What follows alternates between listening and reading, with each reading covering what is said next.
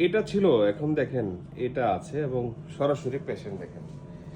এই রোগটা যেটা বলি এলোপেশিয়া টোটালিস, যে টোটাল মাথা থেকে বিশেষ করে দেখেন আপনি আইব্রো সহ, এই যে আইব্রো সহ নাই হয়ে গিয়েছিল, এখন জাস্ট আপনি দেখেন, আপনি কম্পেয়ার করলে বুঝতে পারবেন আমার এক ভাই ওনার আগের এবং বর্তমান, একবার তো কিছুই ছিল না আপনার, কিছু না থাকার থেকে এখন দেখেন মাশাআল্লাহ আলহামদুলিল্লাহ, আল্লাহর কাছে অনেক অনেক শুকরিয়া যে অনেক একটা ভালো রেজাল্ট এসেছে। উনি নিজেও স্যাটিসফাইড না আপনি? আগে তো নিজের কাছে মানে ক্যাপ ট্যাপ পরে লুকায় রাখতে হইতো, একটা প্রোগ্রামে বা যে কোনো জায়গায় গেলে নিজের কাছে একটু ছোট মনে হতো, এখন তো তা লাগে না।